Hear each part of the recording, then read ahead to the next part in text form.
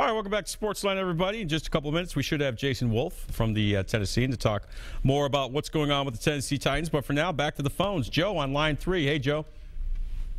Yeah, we've been in this for a while, and you got too many markets close. You got St. Louis, and you got Cincinnati, and you got Atlanta and Charlotte. Small market like we are, but they're too close. Adams came to Bredesen, and why I don't know, because Bredesen's an outside person. It's time to punt. L.A., somewhere like that, maybe Oklahoma City, somewhere like that. But the city has too many problems right now to be concerned with something like this. And I'm a big sports fan, but well, you know what? I'm a firm. It's not time for that. I'm sorry. I'm a firm. Well, Joe, in all due respect, I'm a firm believer that if you're a city, and that's not what we need for here. Just bad role models, and what it said it was going to do in the beginning, it hasn't done. So, kick it, punt, time to punt sometime. All right, Joe. Thanks for the call. I have no idea what that was about. Sorry, folks. Bob, I need a hero. Help me. Well, if you're looking for a coach, you need to go to Chicago and get the offensive coordinator, Adam Gase. Okay. That's not a bad look. It's probably going to be whoever the next coach is. Probably going to be that hot young assistant that's itching for his first head coaching job. I don't think an established head coach is probably going to come here. And I don't know if you want to retread. A guy that's been bounced around to a bunch of, different teams. And, yeah, I think you do, assuming you hang on to Dick LeBeau, you do need probably an offensive-minded coach. But, again, it comes back to, I know I sound like a broken record, but whoever comes in has to establish an offensive identity, or it's not going to work. The Patriots offensive coordinator, Josh McDaniels. He's not leaving.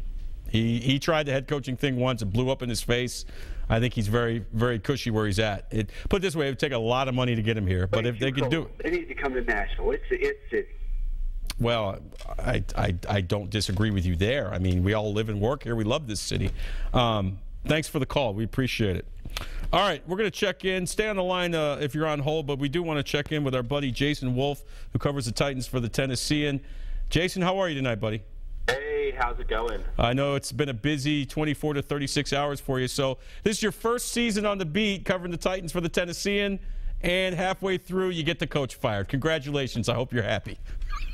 I suppose I'll take a bow. I was telling reporters over the last day or two, we were talking about that, and before I came here, I was covering pro sports in Philadelphia, primarily the 76ers. And after my first season there, it was an absolute bloodbath. I don't know how much you guys, are following the NBA. Oh, sure, yeah. Team in Philadelphia, but that was the season when they tied an American professional sports record with 26 consecutive losses. Oh, yes. How much fun was that, by the way, for you? Yeah. About as fun as covering the Titans the first 8 weeks of the season? Oh, yeah. Well, it's been 6 losses in a row. Let's pump the brakes here. Think about, one loss a week. Think about, 3 losses a week for a couple of months. Right. And then you have a different, situation entirely. But no, I'm enjoying myself. It's a great town, great city. You can't really beat the NFL. Pro football is where it's at. It's what I grew up loving. And so, I'm thrilled to be here. Wish that, things were turning out a little bit better. But, Wisenhunt has said that they're close. Malarkey kind of reiterated that over the last day or two. And they have been close in some of these games. So I think there are pieces there. It's not entirely a lost cause. I agree with you. Jason Wolf is our guest from the Tennessean. Great to have Jason here on the Wednesday night extravaganza known as SportsLine. Jason, I tweeted this yesterday. I want to know if you agree. It's not so much that Wisenhunt said, hey, we're close, But he was pretty defiant after the Atlanta game with one of our colleagues, Paul Kaharski, and saying we're a better team than we were last year. That's hard to justify with one less loss. Now, yeah, the games have been tighter. They were non-competitive, especially the second half of last year. They've been a lot more competitive, I think, thanks in large part to the defense. But I think that might have rubbed some Titans people the wrong way when he said we're better than we were last year. I just want to get your thoughts on that. Well, I played devil's advocate in the Tennessean a couple of days later, as I often inclined to do. It's not necessarily that I disagreed that the Titans, were not a better team, but to come out and be so defiant about it. Well, I went through and I crunched some numbers, and of course, statistics can be presented to back up whatever argument you might like them to. They're funny that way. Mm-hmm. The story I ended up writing based on my research was they were actually worse in numerous important categories. They're allowing more sacks. They're committing more penalties. They're committing far more turnovers. And even in some important areas, they haven't regressed, but they haven't improved. At the time, they were ranked 30th in the NFL in scoring. That's the same as what they did the previous year. I know that Wisenhunt pointed to an increase in rushing yards per game, but what I found is that was a product of there being on average 3 more handoffs per game. They were still averaging the exact same yards per carry as they were a year ago. So for all of the bluster and all of the, we're a better team than we were last year, that's for sure, that didn't really ring true when you looked at certain statistics. First one, of course, is the record, but then you dig a little bit deeper. Now, are they a better team? Probably. Mm-hmm. I mean, just the addition of a potential franchise quarterback, you can't argue with that. Right. The defense is playing, they're rated among the best in the NFL. If you think about this team and the struggles they have had putting the ball in the end zone over the last month or so, I mean, these guys haven't scored 14 points in a game in 4 weeks, and yet they've lost 3 games this season by 6 points combined. That's a tribute to the job that Dick LeBeau and Ray Horton are doing in the defense. I agree with that. That is a good point. What sense did you get from the players about whether or not, A, they liked Wisenhunt, B, they were buying what he was selling? I talked to a Titans player a week ago, well before this happened. No names, please, but he told me, he said, look, the players genuinely, and this is a veteran guy that's been here for a few years. He played for Munchak, and now he played for Wisenhunt. And he said, generally the players like him, although he did have a tendency to kind of call guys out in front of other guys. And I know these are grown men, these are alpha males, they're highly paid professionals. I know that in today's NFL you can't really do that. What was your sense of whether or not the players liked Wisenhunt and bought what he was selling? Well, just to address your last point, I think that some of the guys, and this isn't necessarily just about the Titans, mm-hmm. Some of these guys need to grow a little bit of thicker skin. These are big, tough men, get a lot of money, and you're surprised that, I'm surprised at times that, how much they don't act like it. Mm-hmm. Oh, no, they're called out in front of their teammates. Well, nobody likes that, but maybe there's a reason why. And there are guys who preach personal accountability on that team. They need to look into a mirror and figure out what it is that you're doing wrong and how you can improve, how you're hurting the team and what you can do to improve. As far as how they liked Wisenhunt, nobody's in love with their boss, right? I mean, the boss is there to... Although I have a great boss, I will say that. I have a great boss. I put that and I hope she's listening. I hope she's listening. Thank you, Jason. I appreciate that. Good job by you.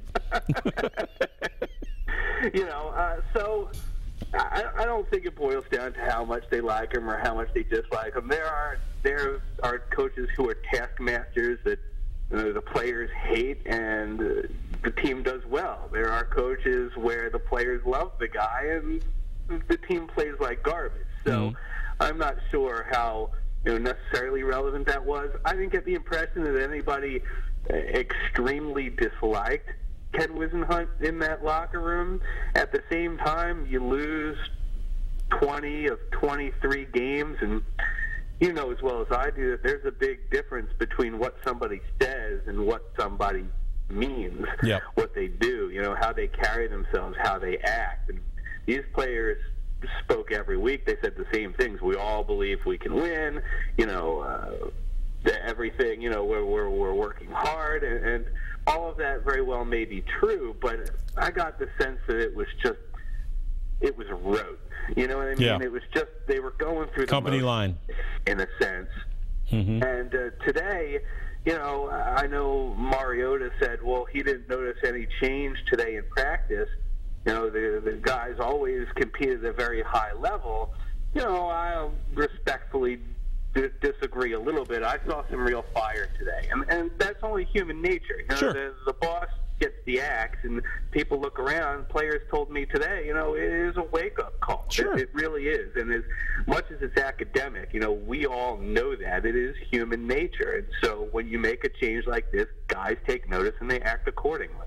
No question about it. A lot of players told me that the same thing as I worked the locker room today. And you know as well as I do, history has shown that when in the NFL, you know, changes are made mid-season with the coaching, that is a wake-up call for the players, because now the players know, okay, we're being evaluated, and so regardless of what our record winds up being, we have to look good on tape. And you know, the Titans were a victim of that a couple of weeks ago when Dan Campbell and the Miami Dolphins came in here and wrecked shop. Right. Actions speak louder than words.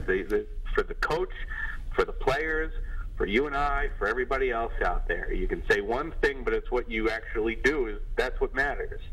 We're talking with Jason Wolf of the Tennessean. Great to have him on SportsLine, the Wednesday extravaganza. Great to be back. We've been gone for 11 weeks. What a time to come back when the Titans make a head coaching change. All right. One of the things I've been talking about since we've been on the air, Jason, is the fact that I believe under Wisenhunt, and a lot of people believe this as well, that even though Wisenhunt was the offensive genius, quote unquote, he was the play caller, he was the guy that was going to run his offense, it didn't seem to have, I'm talking about the Titans offense, an identity. You know, are we a run team that sets up the pass? Are we a passing team that sets up the run? Are we going to spread guys out? Are we going to keep two tights in and run the ball? But now with Mularkey taking over, I think he's more than happy to hand over the reins to Jason Michael and say, look, let's establish an identity. You know, do with this offense what you think is best.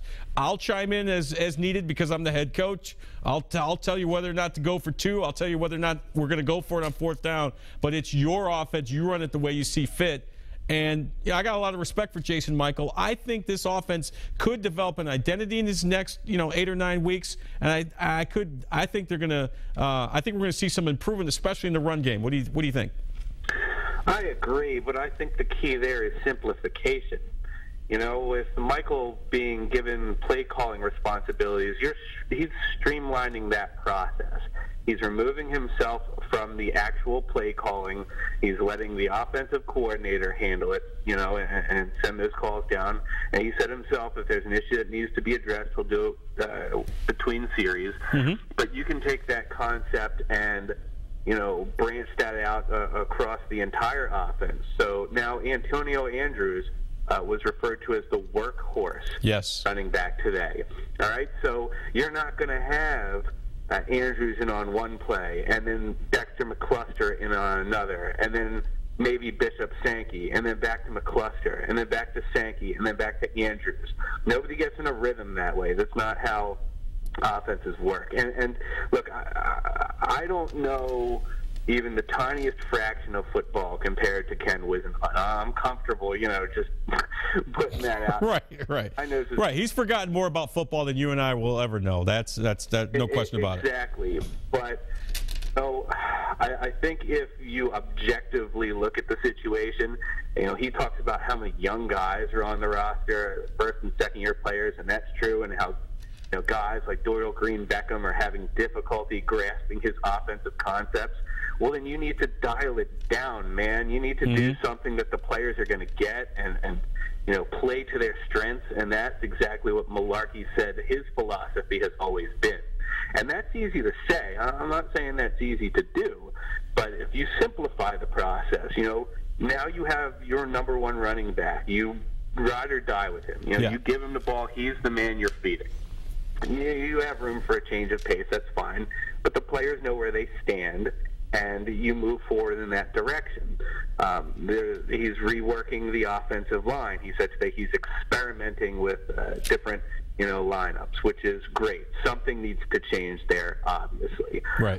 Mariota, he referred to Cordell Stewart when he was in Pittsburgh, using the mobility to his benefit, which is important. I mean, if you're going to have an offensive line where guys are coming through, you want a mobile quarterback. You want a guy. Don't forget, Mariota was injured in the pocket, so just rolling him out doesn't mean he's necessarily going to get hurt. It could actually help to preserve the guy, and it could help to loosen up a defense. I argued at Tennessean.com this morning, if you send him out once or twice, if he picks up a chunk of yardage here or there with his legs, it's going to make the rest of the offense run that much smoothly because the defense is going to have to respect him as a running threat. Right. Great stuff, Jason. Great having you on. We definitely plan on having you on more often. Welcome to Nashville. I know this is long overdue, but you're doing a great job at the Tennessean, and I enjoy seeing you and talking with you over at Titans practice. And once again, I know you're super busy, but thanks for jumping on tonight, man. Yeah, I appreciate that. Thank you so much. All right, that's the great Jason Wolf of the Tennessean, who covers the Tennessee Titans. You'll be hearing a lot more from him in the weeks ahead. All right, stay with us. We'll hear from Mike Mularkey at his press conference today, right after this.